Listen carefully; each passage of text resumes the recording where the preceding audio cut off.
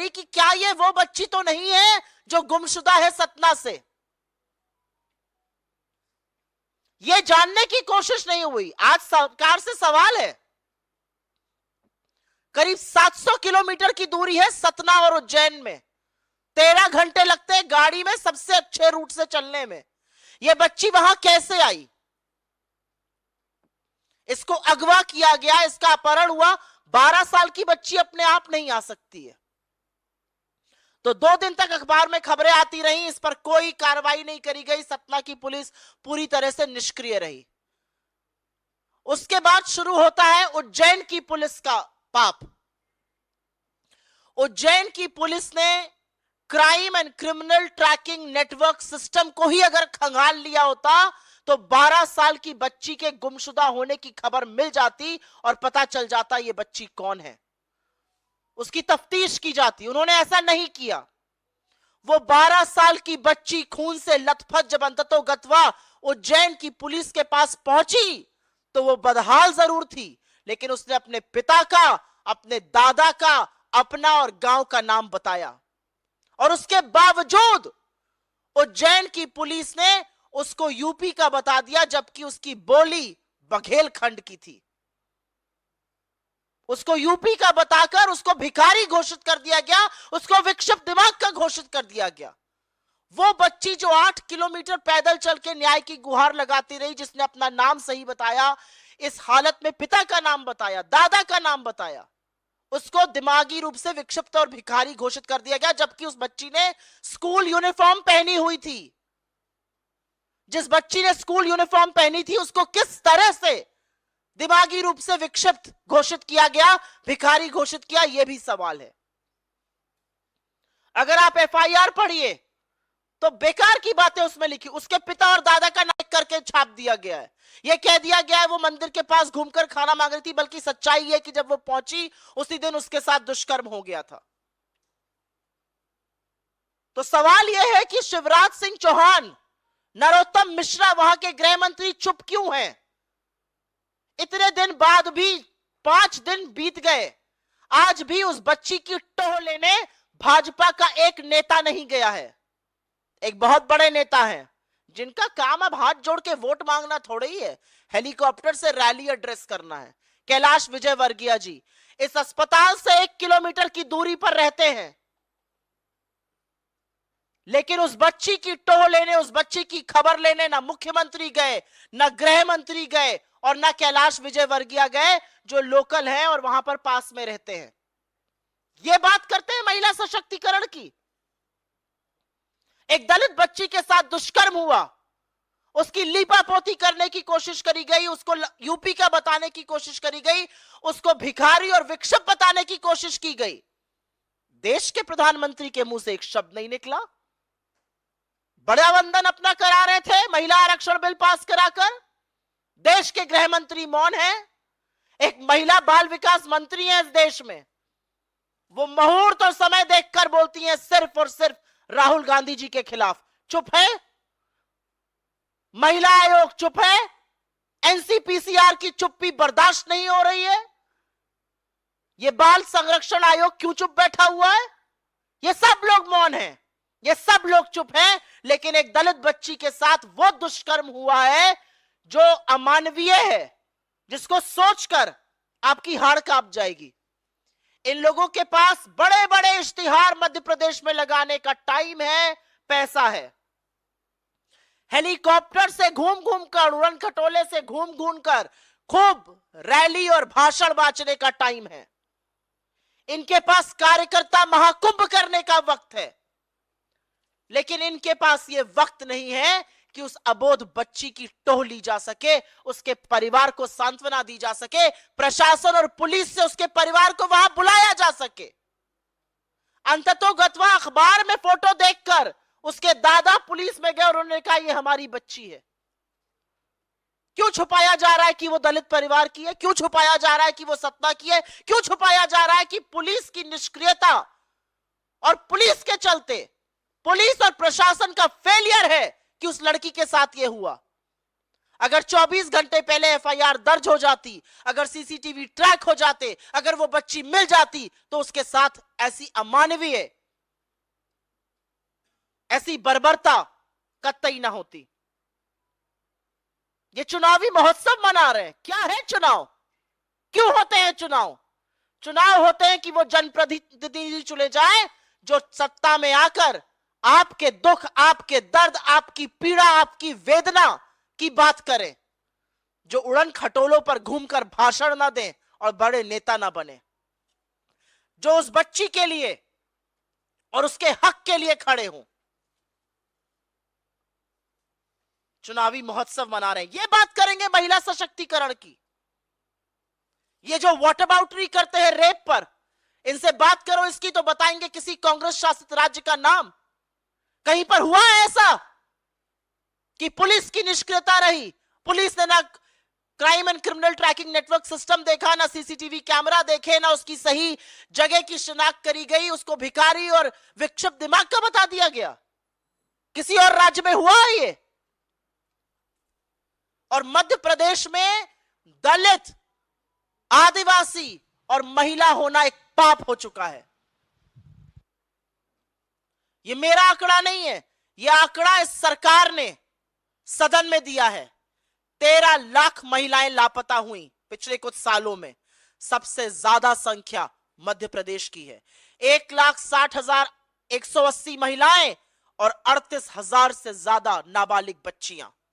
नाबालिग के साथ दुष्कर्म में नंबर 1 अगर कोई स्टेट इस देश की है तो वो मध्य प्रदेश है और शिवराज जी का जंगल राज है। 18 सालों में उनकी सत्ता रही। यह अलग बात है कि ना उनका एक नीति याद है, ना उनका नाम याद आता है प्रधानमंत्री को। 18 साल सत्ता में 58,000 रेप के मामले सामने आए। मतलब हर दिन मध्य प्रदेश में 8 बलात्कार होते हैं। 68,000 अगवा होने के मामले सामने आए। मतलब 13 बच्चियां, 13 महिलाएं रोज की प्रतिदिन अगवा की जा रही हैं, उनका अपहरण हो रहा है। यह बात करेंगे महिला सशक्तिकरण की। असलियत यह है कि चाहे आदिवासी के सिर पर पेशाब करने का मामला हो जो भाजपा के नेता ने किया मध्य प्रदेश में, चाहे इस दलित बेटी के साथ यह मामला हो, चाहे आज सवेरे अभी इस दलित बेटी का मामला चल ही रहा है, उस पर लीपापोती शिवराज का जंगल राज कर ही रहा है, एक और मामला सामने आ जाता है एक आदिवासी महिला का रेप और हत्या का। यह असलियत है मध्य प्रदेश की। 18 साल से जो लोग बात महिला सशक्तिकरण की करते हैं, उनकी नाक के नीचे यह हो रहा है महिलाओं के साथ, बच्चियों के साथ। लेकिन देश के प्रधानमंत्री, देश के गृह मंत्री, देश की महिला बाल विकास मंत्री, देश का महिला आयोग, बाल संरक्षण आयोग, सब मुंह में मौन और चुप्पी धारे बैठे हुए हैं। शिवराज सिंह चौहान उड़न खटेलों से उड़ उड़कर भाषण बांच रहे हैं, उनके पास वक्त नहीं है इस बच्ची की खैर खबर लेने का। कैलाश विजयवर्गीय माइक पर बता रहे हैं 1% लड़ने का चुनाव मन नहीं है। अरे मन नहीं है तो जाइए उस बच्ची से मिलिए। कहां से न्याय की उम्मीद की जाए, यह सवाल आज आप जैसे लोगों से मीडिया के माध्यम से पूछना बनता है। न्याय की उम्मीद, न्याय की गुहार कहां लगाई जाए, यह असलियत है। I will very briefly make a statement in English. There's a gruesome crime against a 12-year-old girl that has come to light in Madhya Pradesh, something that has really shocked the collective consciousness of this country. But the reality is that the Shivraj Singh Chauhan government has been absolutely silent on it, and it now comes to light that it all happened because the police was callous, careless, and may I dare say, a part of this entire crime against this little girl. Our General Secretary, Shri Randeep Singh Surjewala, in charge MP, has met the girl. And some shocking things are now coming to light. She's not from UP. She's not a beggar. She's of absolutely solvent mind. And yet, every attempt was made to say she was from UP. She had ventured into Madhya Pradesh. She was a beggar. She was begging in Ujjain. And that she was not of the right mind. The reality is, she was a student. She's from Satna. Satna is 700 kilometers away from Ujjain. How did she reach there? It takes 13 hours to travel by road. The reality also is that once she went missing from school, her family went to the Satna police that refused to file an FIR for 24 hours. They refused to track the CCTV cameras. Had they done that, this could have been prevented. Had the Ujjain police tracked the crime and criminal tracking network system, they would have found out about a girl missing from Satna being found in Ujjain.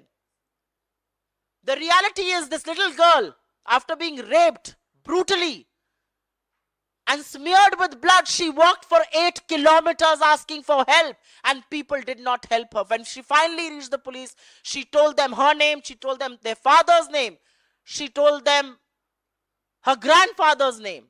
She was wearing a school uniform, and even then, she was declared that she was begging and she was of an insolvent mind. What is the police's role in this? Why is the chief minister quiet? What is the home minister of Madhya Pradesh doing? Kailash Vijayvargiya stays 1 kilometer away from the hospital in which she's admitted. Why can they not go and find out? This is the absolute jungle raj, the absolute breakdown and collapse of law and order as far as Dalits, tribals, women in Madhya Pradesh is concerned. The chief minister has the time to travel on helicopters and campaign. He has the time for advertisements. He has the time to do a Karyakarta Mahakumbh. But as far as women in MP is concerned, it's a travesty, it's a tragedy to be a woman in that state. The Prime Minister, conspicuously quiet like always. The Home Minister never talks on women. In fact, gives political patronage to people like Brij Bhushan Singh who do crime against women. The Women and Child Development Minister, we all know, only opens her mouth while she's speaking against Rahul Gandhi. What about the NCW? What about the NCPCR? When are they going to speak up? So these are very, very basic questions that one must raise, because Madhya Pradesh has become the hotbed for crime against women and especially minor girls. It's number 1 in the country as far as crime against minor girls is concerned. In the last 18 years, 58,000 rapes means 8 rapes a day. 68,000 women abducted means 13 women abducted a day. 13 lakh women have gone missing in this country is the data that was given by the government in parliament. Maximum number from MP, over 1,60,000 women, over 38,000 minor girls. That's the record of Madhya Pradesh. That's the record of the BJP. The reality is that the chief minister, the home minister have completely failed women in Madhya Pradesh, and particularly if you're from the Dalit and the tribal community. And the only reason that Shivraj Singh Chauhan is conspicuously quiet and silent is because this girl comes from a Dalit community. And which is why no outrage, which is why the police looked the other way as a gruesome crime happened here. This could have been avoided. This could have been averted. आपके सवालों का स्वागत है. Suo motu पर please पहले. और BJP के प्रवक्ता शजाद पूनावाला और तमाम नेता कह रहे हैं कि राजस्थान में क्राइम अगेंस्ट वुमेन बहुत ज्यादा है. वहां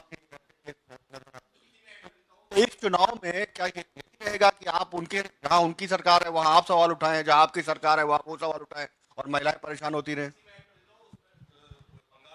कर दिया है कि राजस्थान हो, बंगाल हो, हर जगह इस तरीके की घटनाएं हो रही हैं जहां पर विपक्ष की सरकार है. तो राजनीति तो जम के चल रही है, लेकिन घटनाएं रुक नहीं रही हैं. आपको लगता है ये चुनावी मुद्दा है? मुझे लगता है ये एक सभ्य समाज का मुद्दा है. मुझे 2 रत्ती का फर्क नहीं पड़ता चुनाव हो या ना हो. मुझे समाज से भी शिकायत है. मुझे उन लोगों से शिकायत है जिसको उसने 8 किलोमीटर के दायरे में देखा, जिन लोगों ने, और मदद नहीं की, उसको एक वस्त्र नहीं दिया उसका बदन ढकने के लिए. मुझे उन लोगों से भी शिकायत है. यह सिर्फ चुनावी मुद्दा नहीं है. और तेरा रेप वर्सेस मेरा रेप की राजनीति बंद कर दीजिए. मुझे बस एक बात का जवाब दीजिए. आप राजस्थान में रेप खंगोलिए, आप बंगाल में देखिए, आप बिहार में देखिए, आप यूपी में देखिए, आप मध्य प्रदेश में देखिए. कहीं पर भी अगर महिला के खिलाफ अत्याचार होता है, वो गलत है, वो दुष्कर्म है, वो पाप है. लेकिन पुलिस और प्रशासन क्या करता है? सारी बात आकर इस पर टिक जाती है. अगर मणिपुर में होता है ऐसा, तो पुलिस और प्रशासन संलग्न पता चलता है. अगर मध्य प्रदेश में ऐसा हुआ तो उसकी दलित आइडेंटिटी छुपाई जाती है, उसको भिखारी और दिमागी रूप से विक्षिप्त बता दिया जाता है। किसी और राज्य में ऐसा हुआ है? किसी और राज्य में 24 घंटे लगते हैं एफआईआर होने में? नाबालिग की सुप्रीम कोर्ट का ऑर्डर है, नाबालिग के गुमशुदा होने की एफआईआर त्वरित होनी चाहिए। कौन इन बातों के लिए जवाबदेह है? आप बिल्कुल बोलिए, हमारे राज्यों में रेप होता है, बिल्कुल उसके खिलाफ बोलिए। सभ्य समाज में आधी आबादी के खिलाफ हो रहे दुष्कर्म पर हम सबको एक स्वर में उसके खिलाफ बात करनी चाहिए। लेकिन ये तेरा रेप वर्सेस मेरा रेप की राजनीति नहीं है। ये निष्क्रियता जहां पर पुलिस और प्रशासन की होती है और जिसके चलते ये मामले बढ़ते हैं, उसकी राजनीति है। आप ले आइए मामले कहीं के। क्या उन मामलों में उस महिला के दलित होने को छुपाया जाता है? क्या उन मामलों में एक स्टूडेंट को, एक विद्यार्थी को, स्कूल यूनिफॉर्म पहनी हुई एक विद्यार्थी को यह छुपाया जाता है कि वो विद्यार्थी है? उसको भिखारी घोषित कर दिया जाता है क्योंकि आपके राज्य में चुनाव है, सतना की लड़की को आप उत्तर प्रदेश का बता देते हैं। क्योंकि आपके राज्य में चुनाव है, आप अच्छे खासी 12 साल की लड़की को विक्षिप्त बना देते हैं मेंटली। ये किसी और राज्य में होता है? किस तरह की बातें हैं ये? कौन सी राजनीति का मुद्दा है? शर्म आनी चाहिए ये रेप वर्सेस रेप की राजनीति। मैं इस पर प्रेस कॉन्फ्रेंस ना करती अगर पुलिस और प्रशासन की ये खामियां, ये निष्क्रियता ना पता चलती। और ये बात मैं अपनी पार्टी की ओर से इस मंच से पूरे दम्भ से कह सकती हूं। मुझे जो कहना था मैंने कह दिया और मैंने दो टूक होकर कहा है। कहीं पर भी होता है महिला के खिलाफ गलत है, लेकिन कार्रवाई क्या होती है? असलियत यह है कि राजस्थान का कन्विक्शन रेट 48% है। देश का औसतन कन्विक्शन रेट 26% है। बलात्कार के मामलों में, महिला छेड़छाड़ के मामले में राजस्थान का कन्विक्शन रेट 46% है। देश का एवरेज 28% है। तो मैं यहां पर तेरा रेप वर्सेस मेरा रेप की राजनीति नहीं कर रही हूं। मैं सिर्फ यह कह रही हूं कि कहीं पर अगर पुलिस और प्रशासन ढीला पड़ता है तो पूछा जाएगा। जहां पर सालों लग जाते थे वहां पर कन्विक्शन होने में राजस्थान ने महज 6 महीने के अंदर कन्विक्शन कर दिया। कौन इस बात का जवाब देगा कि जघन्य अपराधी पाए जाता है वो एबीवीपी के वर्कर्स पाए जाते हैं? कौन जवाब देगा राजस्थान में जो पाए गए लोग? तो ये तेरा रेप वर्सेस मेरा रेप की राजनीति बंद कर दीजिए। ये राजनीति जो है वो आधी आबादी के खिलाफ होते दुष्कर्मों पर है। सवाल यह है कि एक बच्ची दलित समुदाय से आती है, उसके साथ ऐसा होता है, मुख्यमंत्री चुप है। कैलाश विजयवर्गीय 1 किलोमीटर की दूरी पर रहते हैं, कोई उनकी टोह लेने नहीं जाता है। लेकिन राजस्थान के मुख्यमंत्री तो पहुंच जाते हैं घरों में। थोड़ी सहृदता रख के आधी आबादी की बात हो रही है और उन लोगों को आईना दिखाना जरूरी है जो खोखले दावे भरते हैं महिला सशक्तिकरण पे। जी, अभी आई एम टेकिंग सो मोटो। सुप्रिया, क्योंकि मामला इसी से जुड़ा हुआ है, महिला सुरक्षा और बेटियों की बात हो रही है। आज तक ने पूरा एक ऑपरेशन किया है बेटी बाजार, राजस्थान के सवाई माधोपुर से लेके नीमच मध्य प्रदेश में, जहां पे अभिभावक से लेके चाचा भाई भतीजा